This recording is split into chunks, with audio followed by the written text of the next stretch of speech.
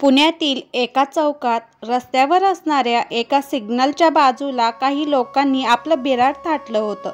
त्या रस्त्यावर दिवसातून माझ्या किमान 5-6 चक्र तरी नक्कीच व्हायच्या. त्यामुळे सिग्नल लागल्यावर यांच्याकडे माझं हमखास लक्ष जायचं. एकदा पाहतो तर एका 5-6 वर्षांच्या मुलीला तिच्यासोबत असणाऱ्या एका काळ्या कुट्ट बाईने त्या लहान वयात तिचा एक डोळा निकामी करताना मी स्वतः पाहिलं होतं.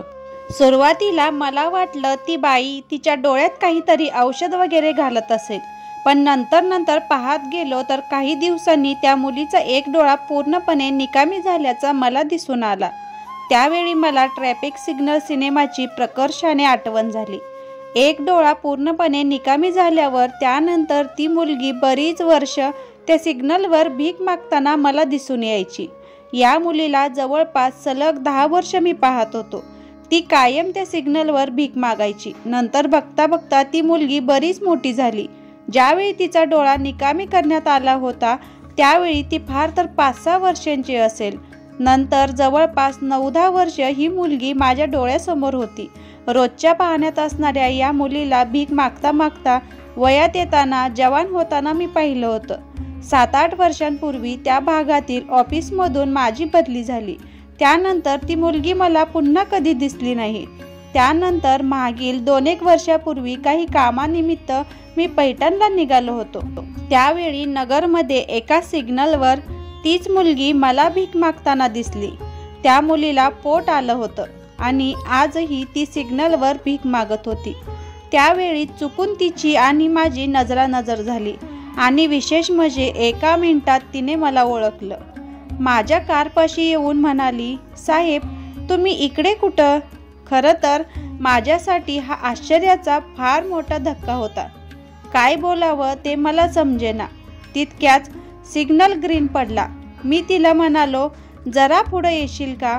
ती ताबडतोब हो म्हणाली. मी कार पुढे नेऊन एका बाजूला थांबवली. थोडी अवघडलेली असल्याने ती हळूहळू चालत होती. माझ्या कारपाशी आली. तिला म्हणालो, "मी पैठणला निघालो आहे, पण तू इकडे कशी काय?" तर म्हणाली, "पूर्वी मी पुण्यात होते. त्यावेळी आमच्यासोबत असणाऱ्या एका मुलाशी माझं प्रेम झालं. तो देखील आमच्यासोबतच राहायला होता. आम्हाला लग्न करायचं होतं, पण माझ्या आईचा त्याला विरोध होता. शेवटी आम्ही दोघे इकडे निघून आलो." मी म्हणालो, "कोणती आई? जिने तुझा डोळा निकामी केला ती काळी बाई?" त्यावेळेस बाकी ती माझ्याकडे आ वासून बघत राहिली. म्हणाली, "हे तुम्हाला कसं माहिती?" म्हणालो, "तू लहान असल्यापासून मी तुला त्या सिग्नलवर पाहतोय. अगदी तुझी आई तुझ्या डोळ्यात औषध घालायची ते सुद्धा मी पाहिलं आहे." म्हणाली, "औषध कसलं?" तिनेच माझ्या डोळ्यात काहीतरी घालून माझा डोळा निकामी केला. अपंग असल्याशिवाय लोक भीक देत नाहीत म्हणून तिनेच माझा डोळा घालवला. "नवरा कुठे असतो?" असं विचारलं असता म्हणाली, "तो एका पायाने अपंग आहे. दुसऱ्या सिग्नलवर खेळणी विकत असतो आणि मी इकडे असते." आमचं बरंच बोलणं झालं. जसे काही आम्ही फार जुन्या ओळखीतले असल्यासारखे एकमेकांशी बोलत होतो. पुण्यातील सिग्नलवर असणारे भिकारी सरकारी गाड्या पाहिल्यावर त्यांच्याकडे पैसे मागायला येत नाहीत. पण या सगळ्या प्रवासात नकळतपणे तिने मला बरेचदा पाहिलं असेल, म्हणूनच तिने मला ताबडतोब ओळखलं असावं. आमची बरेचदा नजरानजर झाली असेल, पण आमच्यात कधी बोलणं झालं नव्हतं. पण तरीही इतक्या वर्षांनी भेटल्यावर आम्ही एकमेकांना ओळखलं होतं. याचं मला आजही फार आश्चर्य वाटतंय. मी निघण्याची घाई करत होतो, पण तेवढ्या घाईत सुद्धा तिने मला चहा विचारला. याचं मला फार कौतुक वाटत होतं. चहा नको म्हणालो, कारण मला चहाची म्हणावी तितकी आवड नाही आणि मी तिचा निरोप घेतला. "येतो" म्हणालो. तितक्यात नकळत माझा हात खिशात गेला. 100 रुपयांची एक नोट माझ्या हातात होती. ती मी तिच्या हातात दिली. म्हणाली, "पैसे नको साहेब, तुमच्याशी बोलून फार छान वाटलं. आपल्या गावातील कोणीतरी भेटल्याचा आनंद झाला." शेवटी बळेबळेच ती नोट मी तिच्या हातात कोंबली. शेवटी बोलता ती बोलून गेलीच. "या कामात चिक्कार पैसे मिळतात हो.